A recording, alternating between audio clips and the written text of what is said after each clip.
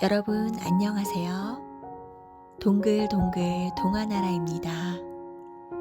오늘도 동화 들으시면서 편안한 시간 되시기 바랍니다. 닭값과 모이값. 옛날 어느 마을에 욕심쟁이 부자 영감이 살고 있었어요. 이 마을 저 마을에 넓디 넓은 땅을 많이도 가지고 있었지요. 그런데도 얼마나 욕심이 많은지 다른 사람들이 가진 것을 보면 어떻게든지 빼앗으려고 했어요. 부자 영감이 욕심을 한번 부리기 시작하면 쭉 찢어진 눈은 두리번 두리번, 감자 같은 콧구멍은 벌름벌름, 올금볼금 궁둥이는 들썩들썩 안달이 났지요. 부자 영감은 제 손으로 일을 하지 않았어요. 가난한 농부들에게 땅을 빌려주어 농사를 짓게 했지요. 그러고는 추수 때가 되면 어기적 나타나 터질 듯이 살찐 볼을 실룩거리며 말하는 거예요. 곡식 받으러 왔네. 아이고, 영감님, 조금만 더 남겨주시지요. 식구가 늘어서 먹고 살기가. 가난뱅이 농부가 울며 불며 사정을 했지요. 그렇다고 욕심 많은 부자 영감이 그 말을 들어줄 리가 있나요? 딱 잘라 거절했지요. 나도 먹고 살아야겠네.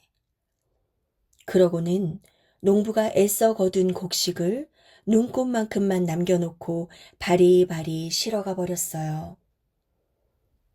식구가 많은 가난뱅이 농부네 곳간은 얼마 못 가 텅텅 비었어요. 밤이면 쥐들까지 떼를 지어 나타나 소란을 피웠죠. 가난한 집에는 사람도 동물도 모두 배가 고팠답니다. 한편 부자 영감네 곳간에는 곡식이 그득그득 쌓여갔지요. 20섬, 50섬, 94섬.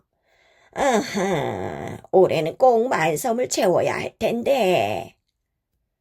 욕심쟁이 부자 영감은 매일매일 곡식을 세느라 잠을 다 설칠 정도였어요. 그러던 어느 해 봄이었어요. 하루는 가난뱅이 농부가 부자 영감을 찾아와 말했죠. 영감님, 마당 좀 빌려주십시오. 보리타작을 하려는데 저희 집 마당은 너무 좁아서요. 쩔쩔매며 부탁하는데 비실비실 며칠째 죽 한 그릇 못 먹은 꼴이었어요. 부자 영감이 마지못해 허락했죠. 마당 흙이 파이지 않도록 조심조심하게. 잔소리 한마디도 잊지 않았어요. 가난뱅이 농부는 조심조심 보리타작을 시작했지요. 도리깨질에 맞춰 흥겹게 노래까지 불렀답니다. 도리깨를 내리치자 보리 나달들이 여기저기 튀어올랐어요. 타닥타닥타닥 사방팔방 위아래로 방정맞게 보리 나달들이 튀어 온 마당에 가득했지요. 그때였어요. 한쪽에서 잘 놀고 있던 병아리가 갑자기 도리깨질을 하고 있는 곳으로 종종거리며 달려오는 거예요. 도리깨질이 한창인 농부는 구슬 같은 땀이 눈앞을 가려 아무것도 보지 못했죠. 그러다가 도리깨로 그만 병아리를 내리치고 말았지 뭐예요. 그래, 이제 어찌할 텐가. 멀리서 보고 있던 욕심쟁이 부자 영감이 기다렸다는 듯이 냉큼 다가와 물었어요. 제 실수로 병아리가 죽었으니 값을 물어드려야지요. 그럼 15냥만 내게. 부자 영감은 투실투실 살찐 손을 쑥 내밀었지요. 서너 푼도 안 될 병아리 값이 15냥이라니요. 기가 막힌 농부가 도리깨를 내려놓고 따졌어요. 아니, 남의 귀한 병아리를 죽여놓고 무슨 큰 소리야. 그렇다면 좋습니다. 원님한테 갑시다. 두 사람은 씩씩거리며 집을 나섰어요. 가난뱅이 농부는 눈을 벌겋게 뜨고 10단량 큰 돈을 빼앗길 수 없었고, 욕심쟁이 부자 영감은 벼락같이 찾아온 이 기회를 놓칠 수 없었거든요. 꼬불꼬불 꼬불한 길을 꼬불꼬불 걸어갔답니다. 원님 앞에 도착한 두 사람은 넙죽 절을 했지요. 먼저 가난뱅이 농부가 떨리는 목소리로 사정을 이야기하자 욕심쟁이 부자 영감도 아부 섞인 말로 간드러지게 말했죠. 아무쪼록 총명하고 지혜로운 원님께서 옳고 그름을 따져주십시오. 부채질을 하던 원님이 부채를 탁 접으며 물었지요. 영감, 웬 병아리 값이 그리 비싼가? 욕심쟁이 부자 영감이 벌구죽죽한 얼굴을 들며 냉큼 대답했어요. 우리 병아리는 날마다 찰좁쌀을 한 옵씩 먹여 키웁니다.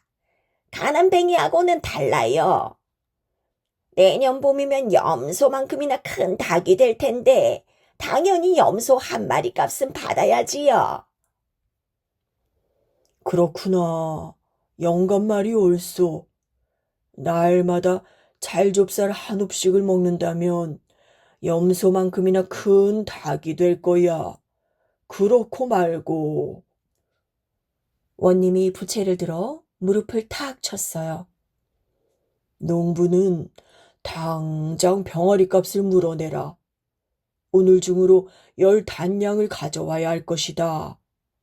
그렇지 않으면 남의 소중한 재산을 축낸 값으로 큰 벌을 받을 것이야.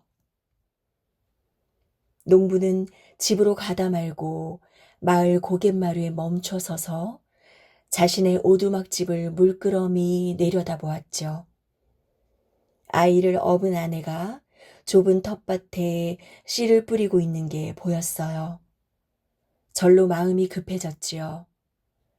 더워지기 전에 어서 농사 준비를 끝내야 할 텐데 10단량 그 큰 돈을 어디서 구한담? 농부는 속이 상해서 한숨만 푹푹 쉬었지요. 이 집, 저 집, 윗마을, 아랫마을 얼마나 돌아다녔는지 몰라요. 하지만 가난뱅이 농부에게 10단량을 선뜻 빌려주겠다는 사람은 없었어요. 가물가물 날도 저물어 가는데 말이죠. 집으로 돌아온 농부는 참았던 울음보를 터뜨렸죠. 아이고, 아이고, 10단량을 마련하지 못하면 우리는 이제 죽네.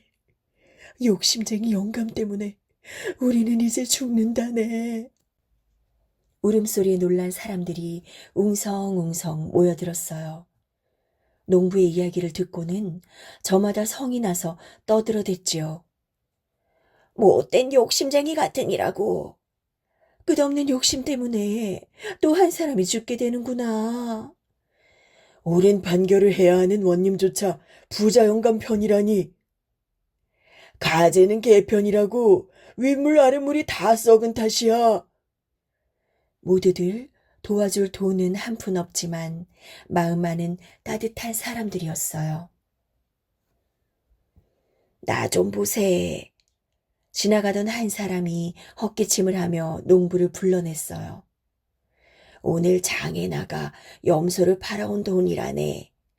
윗마을에 사는 털보 아저씨가 메고 있던 보퉁이를 풀어 10단량을 꾸러미 채로 내놓는 거예요. 세상에 이렇게 고마울 때가. 농부와 아내가 울먹이며 돈을 받았지요. 돈보다 사람이 먼저 살아야지. 안 그런가? 마을 사람들까지도 털보 아저씨에게 고맙다고 인사를 했답니다. 농부는 털보 아저씨가 빌려준 돈을 가지고 집을 나섰어요. 마을 사람들도 줄지어 따라 나섰죠. 꼬불꼬불 꼬불한 길을 꼬불꼬불 걸어갔답니다. 하얀 저녁달이 뜰 무렵에야 농부는 원님 앞에 섰어요. 돈을 구하느라 늦었습니다. 농부는 납죽 절을 하고는 돈꾸러미를 부자 영감에게 건넸어요. 짤그락짤그락 돈을 만지는 부자 영감의 입이 해벌어져서 찢어질 지경이었어요. 그 광경을 본 원님이 다시 부자 영감에게 물었어요. 병아리한테 날마다 찰좁쌀 한 옵씩을 먹인다면 내년 봄까지는 얼마나 들겠는가? 그야 한 섬가웃은 되겠지요. 그렇다면 영감은 농부 덕에 찰좁쌀 한 섬가옷을 번 셈이 되겠구나. 그게 다 병아리를 죽인 농부 덕이니 그 찰좁쌀 한 섬가옷 값을 농부에게 주도록 하여라. 욕심쟁이 부자 영감은 어리둥절해져서 두 눈만 껌뻑거렸어요. 곰곰이 생각해보니 그 말도 옳아. 부자 영감은 피둥피둥 살찐 손을 바리르 떨며 10단량을 고스란히 내놓고 말았지요. 만세! 우리 원님 만세! 만세! 만세! 가난뱅이 농부가 원님 앞에 넙죽 절을 했어요. 따라온 마을 사람들도 넙죽넙죽 절을 했지요. 모두들 덩실덩실 춤을 추며 만세를 외쳤답니다. 욕심쟁이 부자 영감은 어떻게 되었을까요? 힐끔힐끔 동네 사람들의 눈치를 살피다가 살금살금 사람들 틈을 빠져나올 수밖에요. 그러고는 신을 벗어들고 걸음아 날 살려라 하고 도망치고 말았답니다. 요술 항아리. 옛날 햇살 따뜻한 봄날이었어요. 한 농부가 산비탈 밭에서 일을 하고 있었거든요. 뻘뻘 땀을 흘리며 괭이질을 하는데 댕 소리가 나지 뭐예요? 이게 뭘까 하고 파보니 낡고 찌그러진 커다란 항아리였어요. 뭐 볼품 없긴 해도 다 쓸 때가 있겠지. 농부는 항아리를 집으로 가져가 괭이를 넣어두었어요. 다음날 밭일을 나가려던 농부는 깜짝 놀랐어요. 어제 넣어둔 괭이를 꺼냈는데 똑같은 괭이가 항아리 안에 또 들어있는 거예요. 호호, 그거 참 이상하네. 농부는 항아리 속에서 괭이를 또 꺼냈죠. 오랍쇼, 그래도 또 있네. 괭이는 꺼내도 또 있고 꺼내도 또 있었어요. 깜짝 놀란 농부가 아내를 불러 말했어요. 이 항아리에 괭이를 넣었다가 꺼냈는데 꺼내도 또 있고 꺼내도 또 있구려. 에이, 세상에 그런 항아리가 어딨어요. 농부의 아내는 미심쩍어하며 옷을 집어넣었다가 꺼냈죠. 어? 정말 옷이 또 있네? 옷은 꺼내도 또 있고 꺼내도 또 있었어요. 이번에는 농부가 쌀을 한 되에 넣었어요. 그랬더니 쌀을 꺼내도 또 있고 꺼내도 또 있거든요. 아유, 이제 우리 쌀 걱정은 안 해도 되겠네. 농부와 아내는 얼싸안고 춤을 추었어요. 농부에게 밭을 팔았던 부자 영감이 이 소식을 들었어요. 저런 한심한 바보들 고작 쌀이나 넣다니. 나라면 돈을 왕창 넣었다 꺼낼 텐데 말이야. 영감은 항아리를 가로챌 꿍꿍이로 농부를 찾아갔어요. 여보게, 그 항아리는 우리 할아버지가 숨겨둔 건데 내가 그 사실을 까맣게 잊고 자네에게 밭을 팔았지 뭔가. 나는 밭만 팔았지 항아리를 팔지는 않았으니 그 항아리는 내 걸세. 그러자 동네 사람들이 참견을 했어요.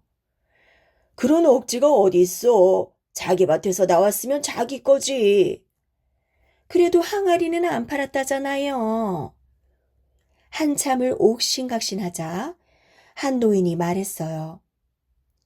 차라리 사또한테 가서 판결을 받아보게나. 농부와 영감은 고개를 끄덕이고는 관가로 갔어요. 농부와 영감은 서로 항아리가 자기 거라고 주장했지요. 두 사람의 말을 가만히 듣던 사또가 냅다 호통을 쳤어요. 세상에 어찌 그런 항아리가 있단 말이냐. 만일 거짓말이면 곤장을 맞을 줄 알아라. 사또는 먼저 항아리에 담뱃대를 넣어 보았어요. 담뱃대는 꺼내도 또 있고 꺼내도 또 있었어요. 사또는 모자도 넣어 보았어요. 모자도 꺼내도 또 있고 꺼내도 또 있었지요. 허허, 그거 참 신통방통하도다. 이런 귀한 물건을 백성들이 갖고 있으면 도적이들로 위험에 빠질 수 있다. 그러니 나라에서 보관할 것이로다. 사또가 엄한 표정으로 판결했어요. 아이고 억울해. 세상에서 제일 가는 부자가 될 수 있었는데. 부자 영감은 배를 끙끙 앓으며 돌아갔어요. 이렇게 된 거 어쩔 수 없지 뭐. 농부는 손을 툭툭 털고 돌아섰지요. 어리석은 백성들 같으니 금덩이나 감 나가는 보물을 넣었다 꺼내면 단숨에 큰 부자가 될 텐데. 역시 귀한 물건은 임자를 잘 만나야 해. 암. 사또는 항아리를 자기 방에 갖다 두었어요. 그걸 본 사또 아버지가 화를 내며 말했어요. 뭐 이런 낡은 물건을 방 안에 둔단 말이냐. 보기 싫으니 밖으로 치워라. 사또는 할 수 없이 항아리를 대청마루 구석으로 옮겼어요. 어느 날 사또 아버지는 문득 항아리 속에 뭐가 들었는지 궁금해졌어요. 저기 뭐가 들었기에 보물단지처럼 애지중지람. 사또 아버지는 항아리 속으로 머리를 쑥 집어넣었어요. 그 순간 몸뚱이가 기우뚱하더니 그만 항아리 속으로 쿵 빠지고 말았지 뭐예요. 어이쿠 아범아 사또 아범아 아비 살려라. 느닷없는 비명에 사또가 대청마루로 달려왔어요. 아이고 아버지 거기는 왜 들어가셨어요? 사또는 낑낑대며 아버지를 항아리에서 꺼냈지요. 그리고 돌아서는데 또 비명이 들리는 거예요. 아범아 사또 아범아 아비 살려라.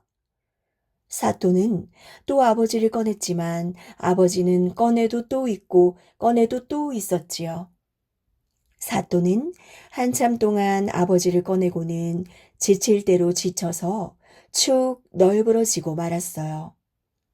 그래도 항아리에서는 여전히 비명이 울려 퍼졌어요. 아범아 사또 아범아 아비 살려라. 이번엔 사또 부인이 나서서 아버지를 꺼냈어요. 하지만 그러면 뭐 하나요? 꺼내도 또 있고 꺼내도 또 있는 걸. 대청마루는 100명의 아버지로 가득 차고 말았어요. 아유 이렇게 많은 아버지를 모시다가는 재산이 하루아침에 거덜나겠다. 사또는 진짜 아버지를 찾기 위해 소리를 질렀어요. 아버지! 그러자 100명의 아버지가 한 목소리로 대답하지 뭐예요? 왜 그러느냐, 사또 아범아! 사또는 기가 막혔죠. 그러는 사이 대청마루는 시장판처럼 시끌벅적해졌어요. 내가 진짜야! 내가 진짜라니까! 100명의 아버지가 마구 싸우기 시작한 거예요.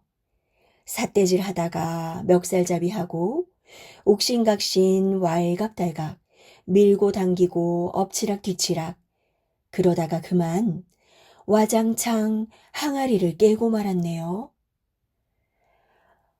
어이쿠, 이제 어쩌란 말이냐? 사또는 할 수 없이 100명의 아버지를 모셔야 했어요. 이리 오너라. 저리 가거라. 밥 가져오너라. 물 가져오너라. 춥다. 더도 가져오너라. 쉴 새 없이 불러대는 소리에 헐레벌떡 밥을 해대고 옷을 지어드려야 했어요. 그러다가 사또는 한 달도 못 돼 재산이 거덜나고 말았답니다.